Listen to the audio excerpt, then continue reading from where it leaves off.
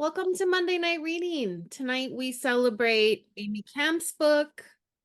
What? If you gotta show it, I see you.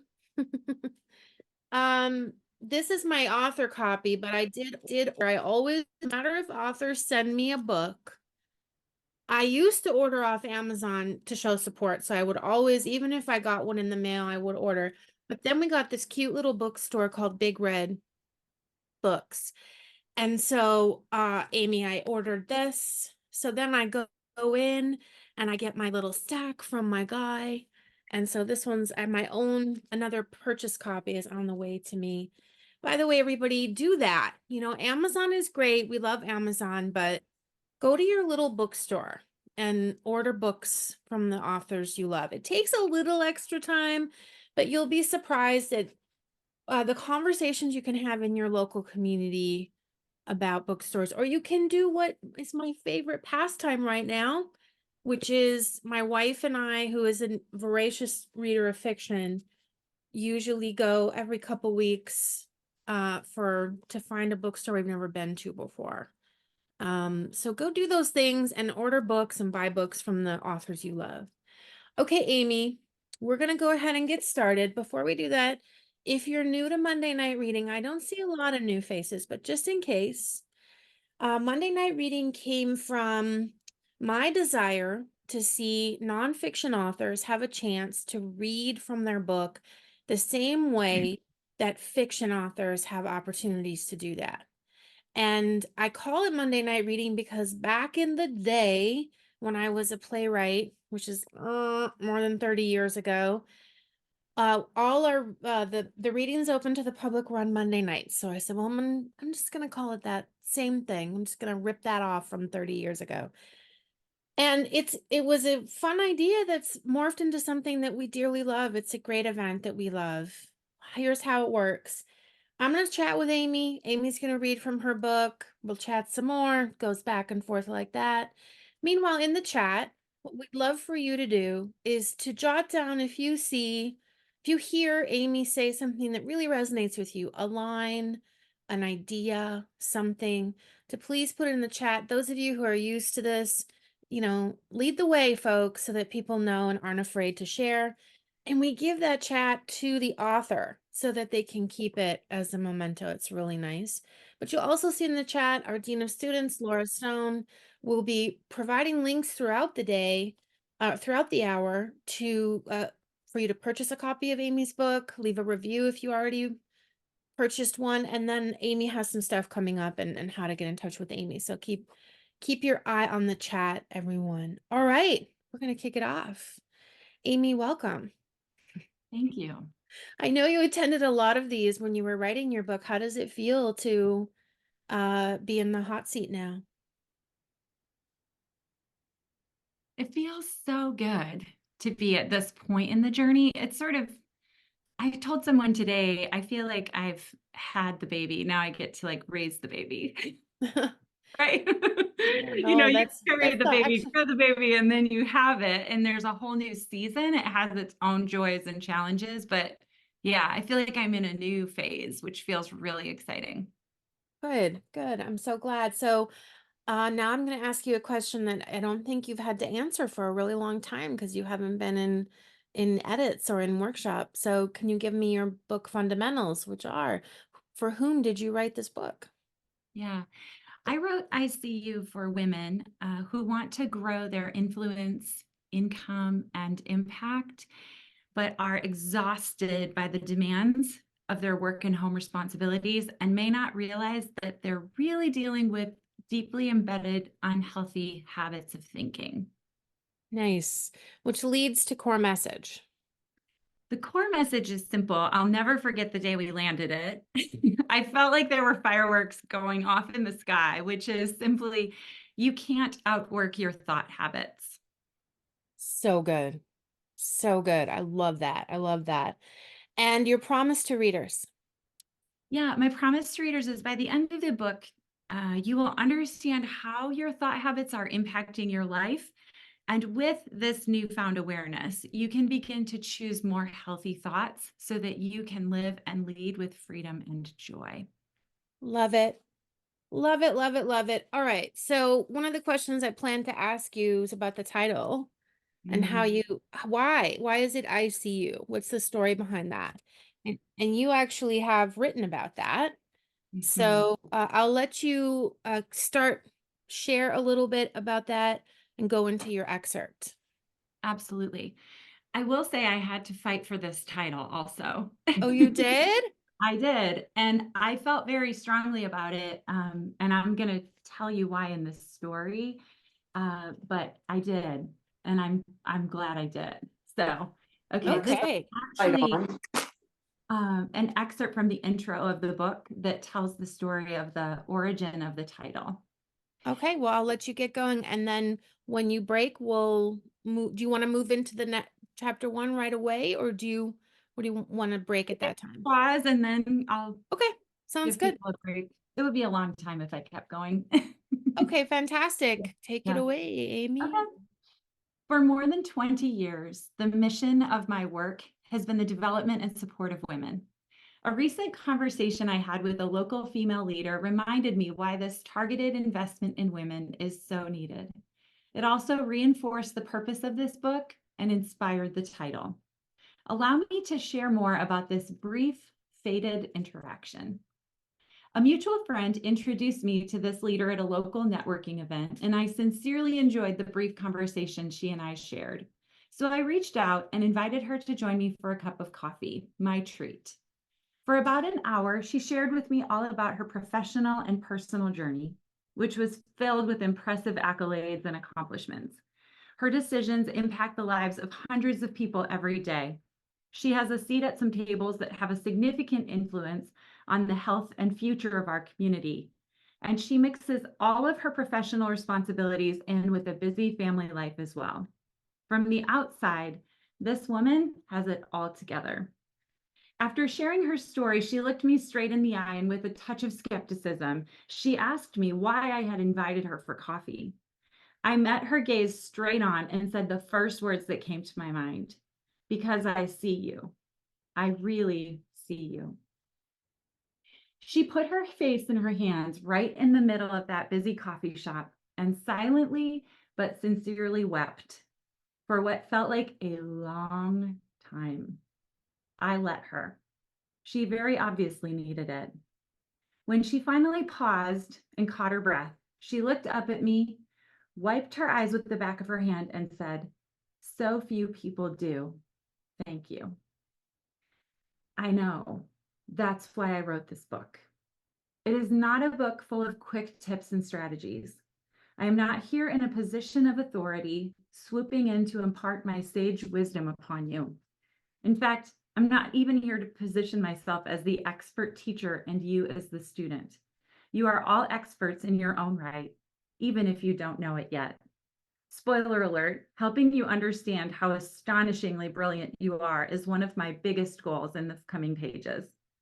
Women like you and this new friend I met for coffee don't need a complete system overhaul. You may need some updates to the way you think, which we will work through together. But more than anything, you need to know that someone sees you. Someone sees all of you. As you read, I hope you feel like you're sitting in an intimate one-on-one coaching session with me. I am your personal guide, humbled and honored to be along for the journey. I think I'll say more than anything, I'll close with this. More than anything, I know that your families, your places of work and businesses, your communities, and our entire world need you at your best. When women are healthy and confident, everyone wins. So that's the origin of the title, was that Oh, conversation. I love that. I love that. Mhm. I have to confess something. I screwed up. You know, Laura usually reads the bios and she usually zhuzhes them up. And I did it. I screwed up on MH's too. So I don't want to, we're going to have Laura read it's important for you to hear who is Amy Kemp. I'm just chatting because I know Amy and there's so many familiar faces. But Laura, please share the bio. Laura always Laurifies it too. She always is just a little zhuzh. Well, I just get so proud of you all that I like to put just a little fun things. Bios can be so, Let's have fun with it. So, Amy Kemp is a successful entrepreneur and certified business coach and certified cutie patootie with over 20 years of experience investing in people. As the owner and CEO of Amy Kemp Inc., she coaches her clients in both one on one and small group engagements and teaches in a Oh, we're variety of recording. online webinars So, and in person Amy Kemp. events each year. Thank you, AJ. During those 20 years of coaching ambitious and talented women who had achieved impressive levels of success, Amy realized there was a point in which each woman reached a level where she couldn't work any longer or harder, but who still wanted to increase her income, impact, and influence. And they found themselves stuck and frustrated, which led Amy to discover the core message of her debut book, You Can't Outwork Your Thought Habits. The tactics and strategies that created growth no longer worked like in their past. Instead, Amy helps them identify and replace the habits of thinking that no longer serve. Her book, I See You, is the culmination of her life's work. She lives in the Chicagoland area with her husband, Brian, and their 3 beautiful children. And you can learn more about her work at her website, which I've shared in the chat and will continue to share. AJ? See, we want to hear that, right? That's fun. All right, Amy. So we did, my first question was about the title. So I have a question about core that's related to core message, but I think what I want you to do is read chapter 1 where you get more into that. So let me have you do the next excerpt. Are you cool with that? Yep, I'm great with Okay. that. All right. So this is chapter 1, yes? This is chapter 1. Okay. It's titled A Moment of Truth. On a late afternoon in August of 2017, my husband Ryan and I sat side by side in matching maroon burlap chairs in the air-conditioned office of our trusted financial advisor, Tess. I had spent several hours preparing for the meeting, filling out forms that painted a clear picture of our current financial status. Everything there was to know about our money was covered in detail in the forms: income, current investments, college, retirement and liquid savings, real estate, and a detailed outline of our family budget.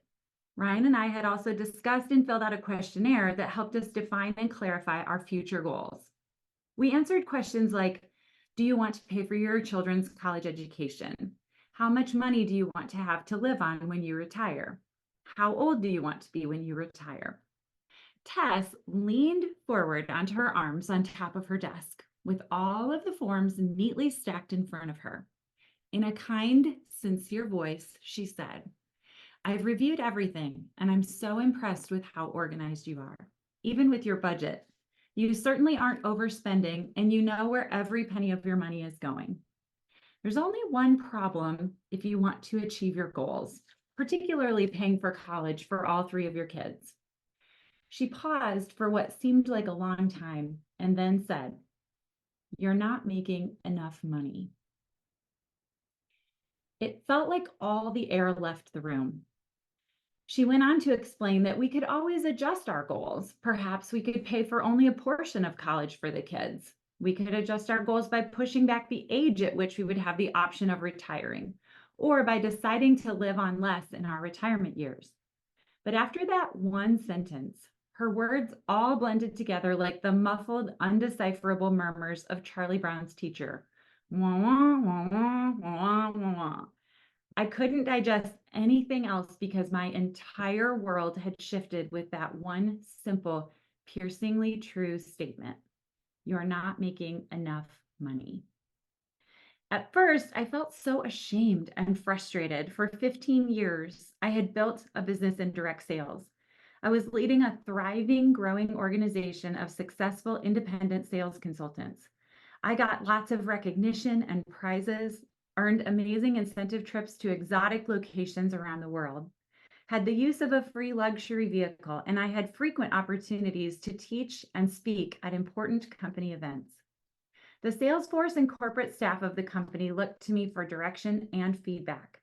I had sincerely poured my heart and soul into the people I led in my organization.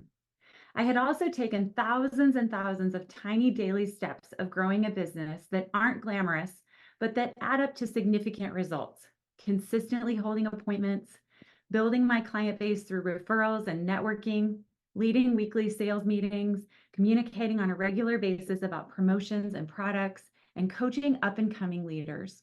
However, in spite of all of my work and dedication, and in spite of the public perceptions of my success, after all my business expenses and taxes, there just wasn't enough money left over to achieve our goals. That was a difficult reality to digest. Our 3 kids were in grade school and high school, and all 3 were in their busiest seasons of travel and school sports. Most nights, Ryan and I fell into bed exhausted after managing a flurry of practices, family dinners, meetings, and games, catching some quick sleep so we could wake up and do it all again the next day. Ryan was an assistant principal and athletic director at a local high school. He spent his days at the school handling student discipline issues and making sure the operations of the building ran smoothly. In the evening, his schedule was slammed with all of our kids' activities, plus the supervision of a variety of high school events. While his job provided great insurance and retirement benefits, the only way he could get a pay raise was to get older. Even then, the annual increase was relatively small. In addition, his packed schedule would not allow him to take on any more work. As Tess continued to talk, I quickly scanned her office, desperately searching for anyone in the room who could rescue me from the weight of the responsibility that had just descended on my shoulders. This was my problem to solve? Really? It didn't take too long to confirm that I was, in fact, the only one left in the room who could take on this problem. I was the only one whose income was variable, changing based on sales and monthly commission checks from my business. I was the one who had the most opportunity to earn more. I was the one whose schedule could change without permission from anyone else. And even though the weight of providing for our family felt heavy in that moment, I knew right then that something had to change. Actually, to be more precise, someone had to change. And that someone was me. This is me. I am by most accounts a pretty straight-laced person. I don't drink. I don't smoke. Outside of an occasional Netflix binge, I don't have many vices. But if I have one addiction, well, this is an addiction. Outside of nerd gummy clusters, I do have an addiction to those as well. Those are fantastic. It would be to my work. Yes, work can be an addiction. And if you picked up this book, maybe it's an issue you grapple with as well. My default when faced with most challenges is to simply put my head down and work more hours. I knew from years of experience in sales that under the pressure of a goal with a clear purpose and deadline, very few people would or could outwork me. However, this default of working more comes at a cost. It requires a great deal of time and emotional energy. And already I had increased the number of hours and the intensity of my work to maximum capacity. At home, my investment in my kids' lives at this particular season felt more crucial and finite than it had at any other time.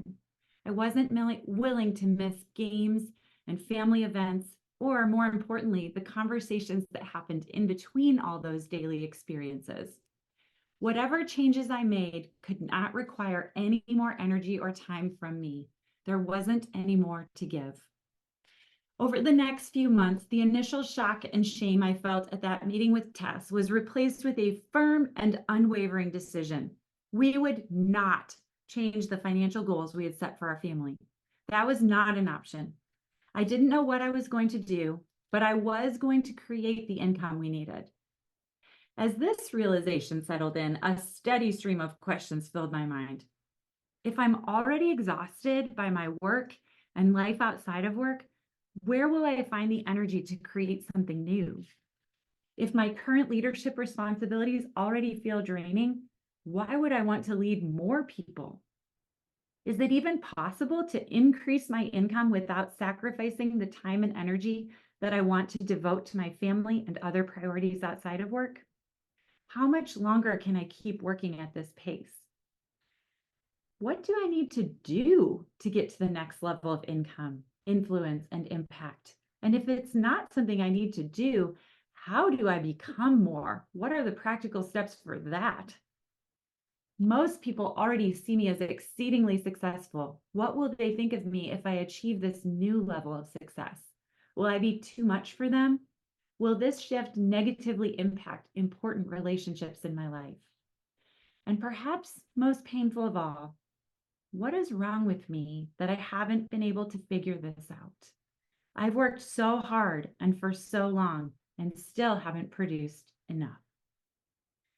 Change is in the air. Over the next few years, I grappled with these questions and all of the emotions that accompany them. With the guidance and patient help of several important coaches and mentors, I discovered that any changes I made in my work or behavior would be fleeting if I didn't get down to the roots of the thought habits driving my choices. More than anything, I learned that I could not outwork my thought habits. Instead of just putting my head down and pushing harder like I always had before, I had to first uproot the unhealthy thought habits that were so deeply buried, I hadn't even realized they were there. After working with ambitious women for more than 2 decades, I know that these habits of thinking are not unique to my experience. Women everywhere of all ages, ethnicities, and levels of experience battle them. Perhaps you'll be able to relate to some of the loudest noise that filled my head. My thought habits wanted me to believe the only way to earn more money was to work more hours and sacrifice my own well-being. I hear this fear expressed frequently by women who don't pursue a promotion or opportunity to earn more income because they don't want to add more time commitments to an already overloaded schedule. I also felt deeply responsible for the success or failure of those I was leading. Therefore, transitioning into a new business felt selfish and harmful to those who I was leaving. At times, my habits of thinking kept me tethered to outdated, counterproductive groupthink that was just creating more of what I already had. One of the most pervasive messages I had to leave behind in order to move forward said, "You can only be a failure if you quit." Actually, in order to move forward, the first step was to quit. I quit doing work that wasn't paying me what I was worth. I quit giving away my intellectual property and valuable training for free.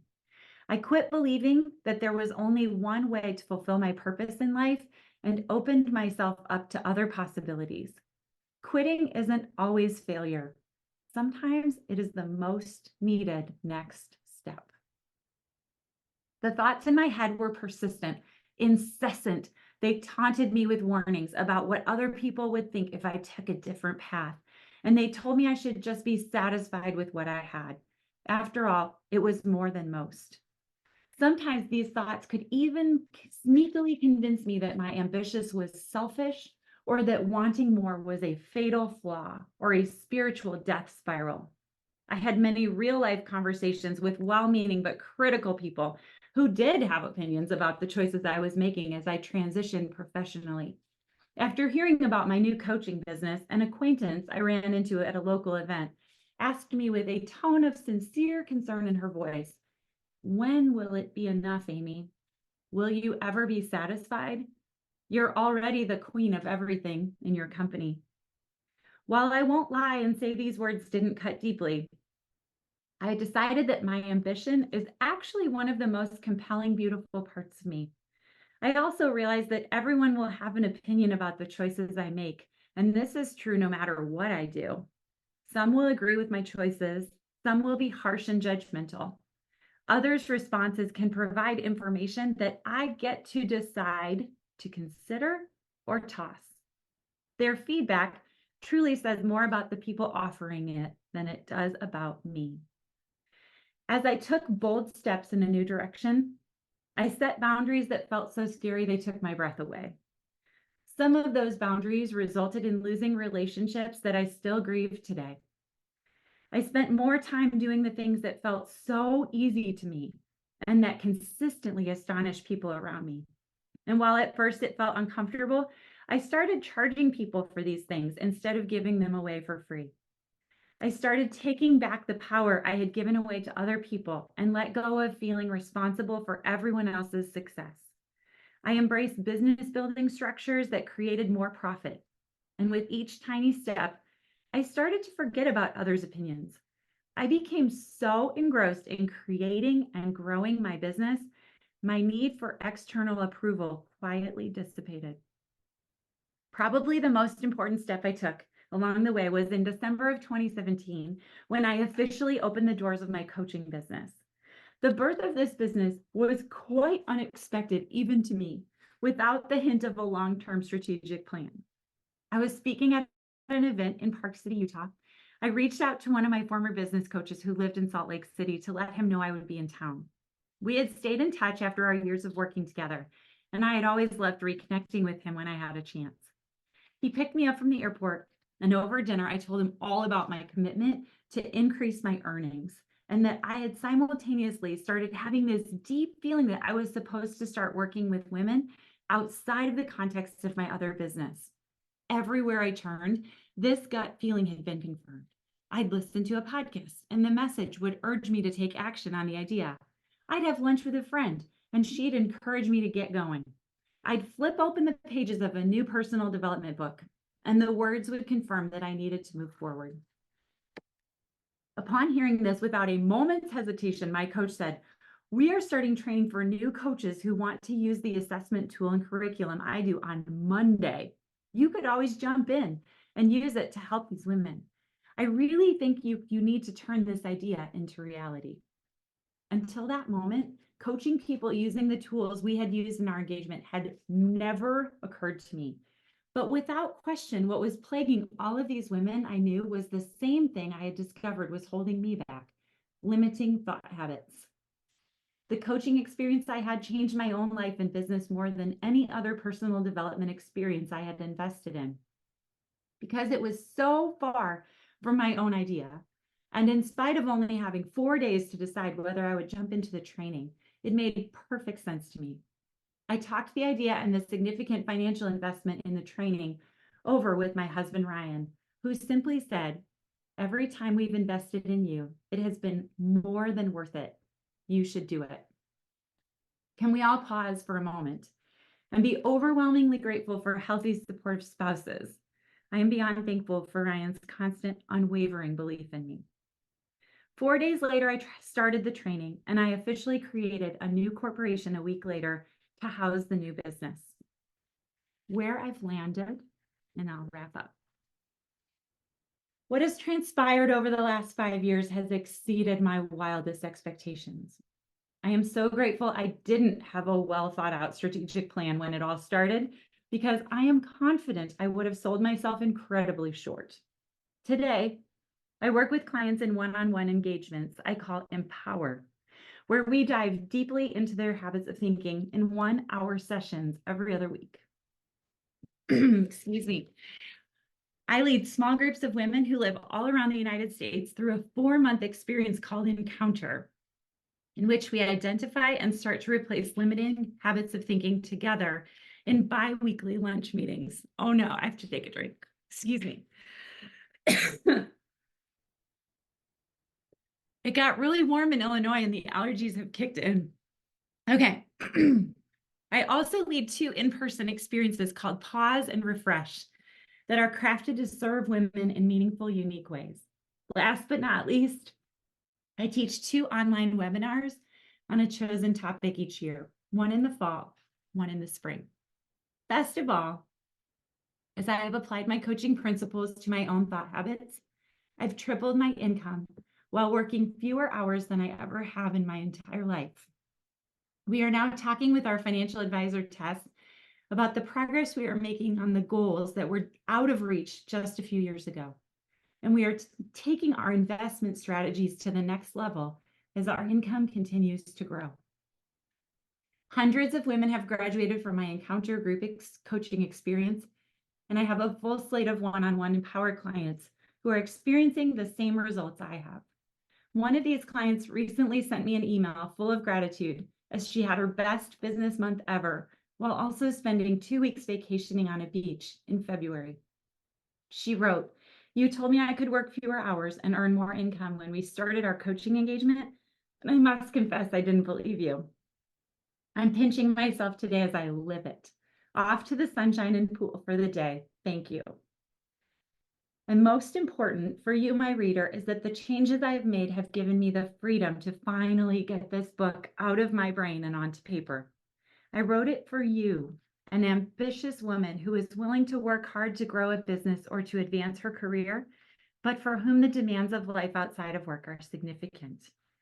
You want to grow and increase your levels of influence, impact, and income, but you don't have any more time or energy to give. You simply cannot work any longer or harder. You can't outwork your thought habits. If you could, you would have done it already. The next place you want to go personally or professionally requires that you dig deeper, not just travel farther. It requires that you show up differently, communicate with more clarity and confidence, and that you believe you are worth the level of influence and income these changes will create. It may ask that you work fewer hours, gasp, and that your work during these hours looks completely different than it has for the last stretch of your career. You may need to create some new boundaries, challenge the stories you're telling yourself, and learn how to connect with people more accurately. But you cannot continue to do more of the same and expect a different result. You can't outwork your thought habits. Yeah, awesome. Beautifully written. And I want to point something out to you in the chat, which you can look at later. Everybody wrote, jotted down, what is wrong with me that I haven't been able to figure this out? Mine had a typo, but whatever. What is wrong with me that I haven't been able to figure this out? So, when you're marketing the book, remember that this is really that statement is resonating with people. I think a lot of people feel that way. Do you need a moment? Do you need more No, water? I'm good. Okay, no more water? Okay. So I'm curious, if readers focus on changing only one thought habit, which one do you think would have the most impact on, say, peace of mind? I think it's related to that question that you just highlighted that we're asking ourselves that sort of reveals that we're attaching our performance to our feeling of value in so many ways, in how much we earn, in rank, in public perception, in appearance, in our bodies, in so many ways. And probably the most vulnerable work I had to do that I walk with people through is the separation of those two concepts of value and performance. I always do the illustration in the book, like the words value and performance are written on my hands. But if you are trying to create something, income, a business, a relationship, and you have those two things tied together, it's like trying to create something with your hands like this. You can't get them in your clay and like work with the clay to build what you want.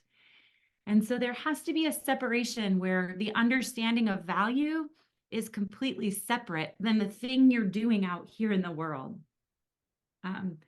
Could not have written this book without that separation, because you are inviting so much feedback, right? Yeah. And so there has to be a sense of value that is safe and separate and on its own and unconditional. It's not conditional on any other thing that allows you to get your hands into your unique clay and build something. So I think that's the one that, like, it's the deepest and it's the most vulnerable, but it's the foundation of everything else. I love that. So beautifully said. And what about if we just talk about, what Tess was advising you to do and how your journey started was trying to find enough income to pay for your kids' college? So, what if a person could change one thought Mhm. habit? I realize we need to read the book and focus on all the thought habits, but which one do you think would have the most impact or the most immediate impact for folks who are looking to increase revenue? Hmm. Well, chapter 8, which is money is a mirror, but it is the habit of thinking. Basically, we earn what we believe we're worth. really believe. Like, not what we say we think we believe or what we want, but we earn what we really believe that we're worth. And there's something deep to wrestle with there. This is my area where I wrestle the most, right? This feeling of, am I really worth that? And I think this ties to natural genius. So, for example, AJ, you have this ability in your top 3 book workshop. All of the people on who experience it will say amen, to somehow manage to create a safe environment in which people can do this creative work that is so deeply vulnerable. And that safety, that feeling of safety that you create, probably to you feels really easy. Like, you're not thinking, I'm going to create a safe environment. Like, you're just doing it because that's your natural genius. That's who you are. And so we tend to undervalue those areas that feel so easy to us, but astonish everyone else. And we don't charge enough for them. Like, we don't put a price tag that is equal to their value in the marketplace because it just feels so easy to us. And so I Yeah. think that is probably the money piece, is that whole like understanding how valuable your unique genius is. And it's different than everybody else's. Mine is different, but it's like understanding it and then learning, how to price that is probably where you learn the most in the area of income. Yeah, and I think it's important to point out for those listening that that's if you're an entrepreneur like Amy and you have control over those choices. People who are employed obviously don't, that's a different situation, and there are things you can do to increase revenue, or increase your salary, but Times, but I might push back on even that. Like, I just talked to a client this week who is employed in a very traditional job and has doubled her pay. yeah, Um, yeah, I I think you can. I just want to acknowledge those people who might have, like, for example, Ryan, who can only just get older, right? oh, So of yeah, course. yeah. Yeah, I just want to just acknowledge that for anyone listening, because I don't want Absolutely. anybody who has this fixed income to feel negative about that. But No, I think that's really true. I think that's been my experience, and especially if you're an entrepreneur and you're deciding what to charge for something. of course. And also I think there are ways you can, and I think you do this as well. You have opportunities for people to learn from you that aren't necessarily going to be expensive. You have, first of all, can we just talk about how a book is a great way to do that? I don't know if anybody's ever thought about that before, but I sure did. That's why I wrote mine, because I really wanted people to be able to access the wisdom without paying a lot of money to get it. And aren't you excited about that, Amy? That there's so many people who are going to get this messaging now, and you might not even meet a bunch of them, but they're still getting it. And even if they can't get it on Amazon or at their local store, they can check it out of the library. Isn't that the coolest thing, that someone can check your book out of the library? Sorry, I Yes. get excited when I think about these books in the library. No. That's a huge reason why I wrote it, also because I wanted to have an offering that was accessible to everyone. Yes. And I know that about you, and I know that that's a value proposition for you.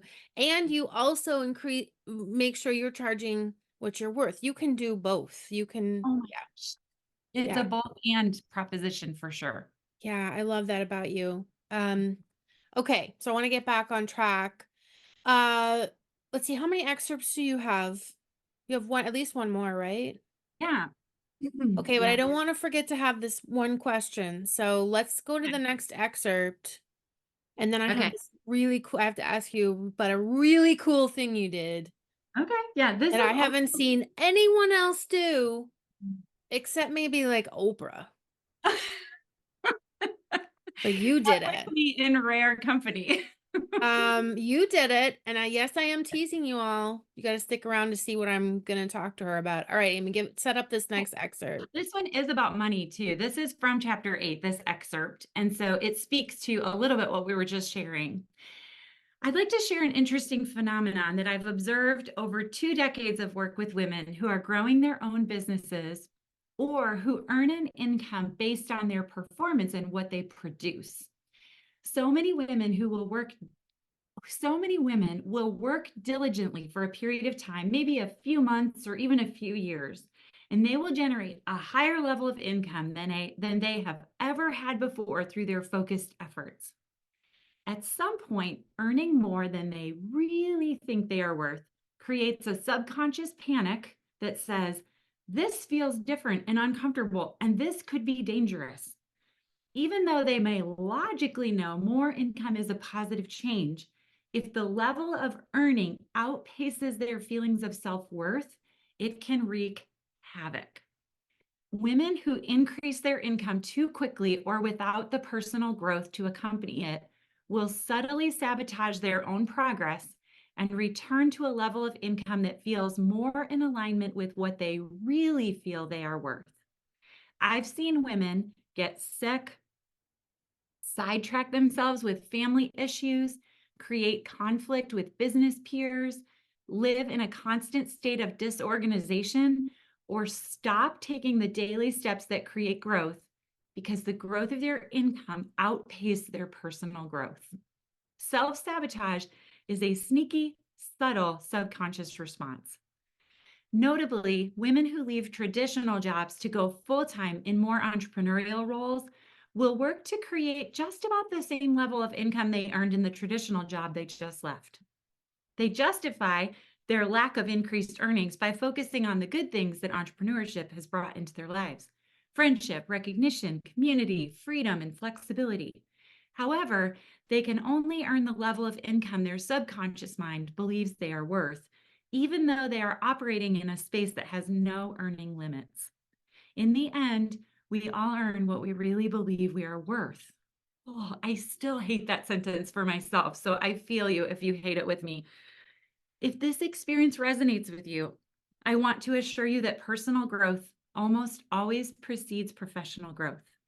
Until you do the inner work of healing your self-esteem and expanding what you believe you are worth, your income may increase temporarily after a season of intense efforts, but it won't stay there for long. Your subconscious thought habits will make sure you earn only what you truly believe you are worth.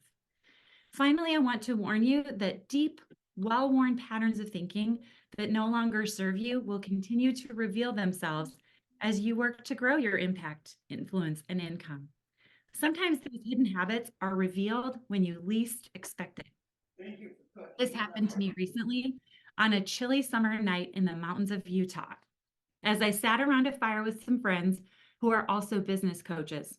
We had gathered for a few days to sharpen our coaching skills at a weekend retreat. One of the finest people I have met at events like these is my friend Lane Monson.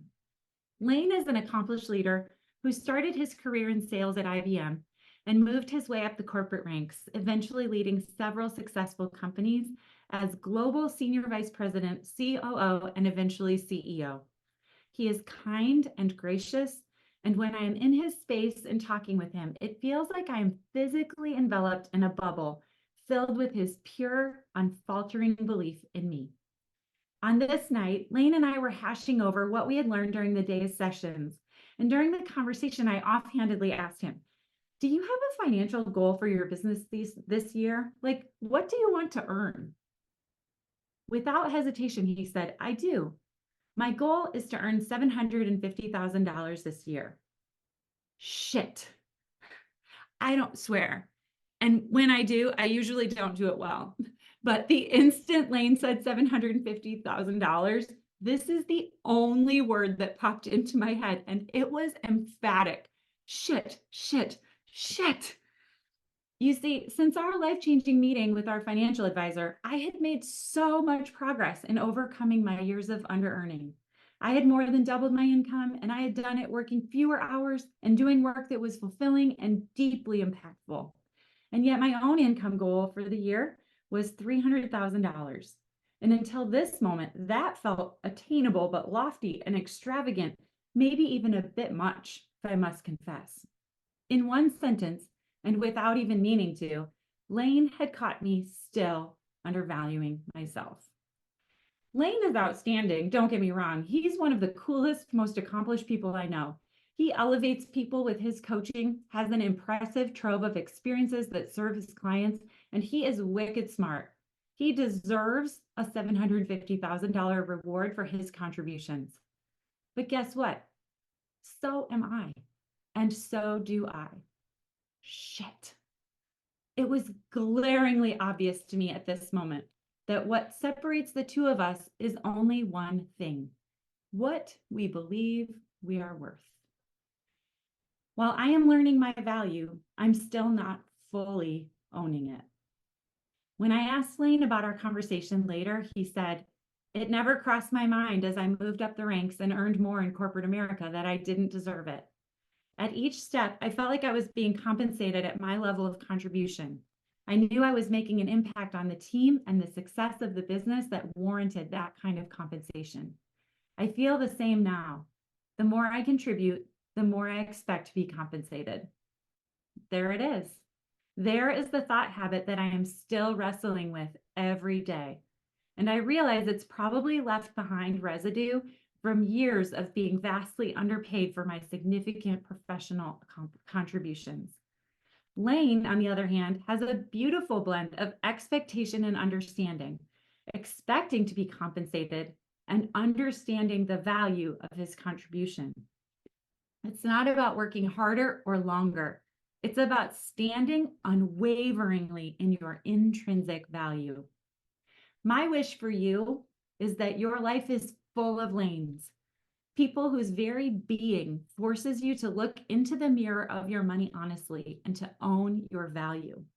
When confronted with their humble excellence, may what you see inspire you to step into a new level of abundance without hesitation or apology. Thank you, Amy. Thank you. So now I want to ask you about this cool thing that I saw you did. So I recommend everybody gets advanced readers for their book, but you had printed copies made. You made your own galleys, basically. I saw also that you chose to do spiral bound, which is interesting, so it'd be easier to read. Then you gathered a group of women who had read your book in your living room, hired a videographer, and had a conversation, very Oprah, about Oprah's book club. Doesn't anybody remember this? Okay. And had a group. She used to have these group conversations, and there was a dinner, and she'd bring the author, and there was a whole thing. You did your own version of that. I haven't watched the whole thing, but I felt like that was how you felt about that was so contagious. To see people in conversation about your book was so interesting. Can you just share a little bit about that experience and why that was important to you to do it that way? Yes. Maybe one of my areas of natural genius is small groups of people talking about books. I love that. Like, I love to lead those kinds of conversations. Honestly, I just picked some of the coolest people I could think of. And I thought, I don't know that people care as much today about what an expert thinks as just what people think. They just want to hear real, authentic conversation, story, connection with real people that are all different professions and backgrounds and all the gamut. And so I just thought if I could gather them and we could have a conversation and record it, it would capture the reason I wrote the book. And I think I told you this, AJ, but it was a top 10 experience of my life. One, because no one up to that point had read the book. So they were the first, I had gotten no feedback outside of professional feedback from you and the editors at Page Two and, professional people, but no real people had read the book. So that just felt magical to see real people responding to it in real time. And their reactions to it were so meaningful. And then the way they were talking to each other, I just was being in here and there, and they were like ping-ponging back and forth and this and that. And that they had not only read it, but that they had taken real action just from reading that in advance. And it wasn't even the final draft. I mean, there were revisions that were made after that, that version of it. So it just felt inspired, and it felt in alignment with my gifts, and then also in alignment with the purpose of the book and the reader that I wrote it for, to have it in that space. I feel like it's a really great book club book, that kind of a book that people would get together and talk in that way about. So, Yeah, yeah. I agree. And I also encourage any author who is here to think about doing that. Even if your book already came out, I see you, Sue and Ellen and MH. I think, maybe KP. I think, what a great thing to do. What a smart, great thing to do. Oh, I should say you can watch it. It's Yeah, it's it's in the on chat. We put the link in the it's in the chat. chat. Okay, perfect. Yeah, it's on the blog part of my website, so you can find it there. It just got posted up there today, but it's also on my YouTube channel, so anyone can watch it. Laura's on it, Amy. Laura's always Laura, you right. should know that. She's already 2 steps ahead. So I always ask this of authors when they come on Monday Night Reading, and that is, what is the change you hope to see in the world because your book is now in it? Mm. Yeah, I hope that my ideal reader, the people I wrote it for, one, that they feel seen. Most of my readers, again, they know all the things. They're smarter than I am. They know all the quick fixes, and they're organized, and they're accomplished, and they're ambitious. They've done a lot of things, but nobody sees them. They're like that woman at the coffee shop. And I hope that they feel seen, because when you do feel seen, it elevates you to a new level of awareness and accomplishment, and you're able to interact in the world in a different way. I also really do hope that more people believe me, that you don't have to work more hours, that you don't have to sacrifice your very soul at the altar of whatever it is that you're creating, but that you can have this holistic view of life where you are taking into account not only the income you're earning, but the quality of life you have, the amount of time you have to play and do fun things with the people you love in your world, and that it's very purpose driven. I think all three of those things can be accomplished. I want you to believe me. That's my goal. Like, I want you, just like my client who said, I didn't know if it was possible, but here I am. I want you to believe me that it is. That's so interesting. You think people don't? No, I know they don't. I What do can see you, it in their eyes. so what you're saying is read the book and do the things, even if you don't believe it's going to work out for you, just Yes, do it anyway. do it anyway. I triple dog dare you. Like, triple dog dare, right? Because I've just seen it repeated over and over in so many industries, in so many lines of work, in so many different ways that you would never imagine. Some of the people on tonight, I could see their names, have experienced it firsthand. And I think every one of them would tell you they didn't believe it was possible at the outset. That's incidentally also good marketing for you. I know you weren't going to believe me in this book, but I triple dog dare you to do it. I Okay. triple dog dare you to Yeah, read it. that's a good one. Triple dog dare you to read a book. I love that. That's some good mark. You're getting some good marketing in Mm. this as well. So before I ask you my last question, everybody, I do really want to encourage you to pick up a copy. I see a lot of people actually have already purchased. They put in the chat that they picked up a copy today. Please take that next step. I want you to think of buying a book to support an author. Well, it's for you to create change in your life or to give the change to someone else. But let's follow through and not just buy the book, but review the book, everyone. Getting reviews on Amazon, the 800-pound gorilla, is like pulling teeth. It is so challenging to just get one, and you all have so much power to give a review. If everyone here did that for Amy, that's quite a lot of reviews, and it would actually make a big difference. Big difference for her. This is major currency on Amazon. So I think please remember also that leaving a review can take just a few minutes. It does, in fact, it could take 1 minute. It does not have to be long. It does not have to be a critical review that should belongs in the Times. It can just be heartfelt, one sentence. It's okay. But just please take the time to review the books you love and the books you like. Please don't leave reviews if they're really bad. That's just my personal view. There's links in the chat for how you can connect with Amy. Amy, I want to just call you out for this. Some students of mine keep very very good pace. Like, it's just show up, turn in the homework, show up, turn in the homework, do the thing, what's next, do the next thing. And I feel like you never quit that. I mean, there's people who need more time and they need to have hiatus and so forth, but you're in the first category. You just methodically followed along with the curriculum, and then once you were out of workshop, did all the next things, and then followed what your publisher said.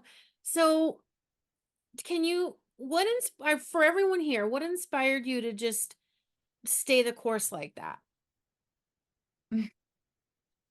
I'm laughing because I just saw my mom is on and she just posted she started doing that in grade school. Okay, so it's just a personality trait. So then we shouldn't compare ourselves to Amy then. No, Okay. I am annoyingly consistent. And if I wasn't so self-aware, no one would like me. But I really do love consistency. And even my business manager said, like, I'm not stressed about this book launch at all. And she's done many. And she's like, it's usually super crazy. And like, it just feels really calm.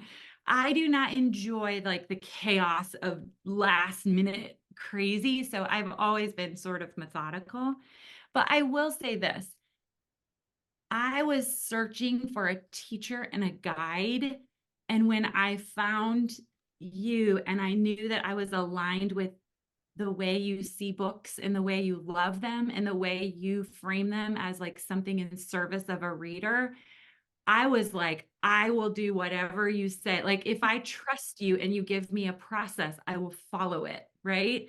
And I will just follow it because I knew you could lead me through it every step of the way. And so it was a combination of my weird proclivity to embrace structure, but also my trust in like the way you were guiding me through it that I think created the ease of the process. So yeah. Thank you for saying that. That's very kind of you. Have you found that that you have now a book that readers say this is, do you remember how I would say in class, you want your reader to say, how do you know this about me? Like, have you had any of those experiences? Yeah. Well, I just got the funniest one where she said, holy shit, you really do see me.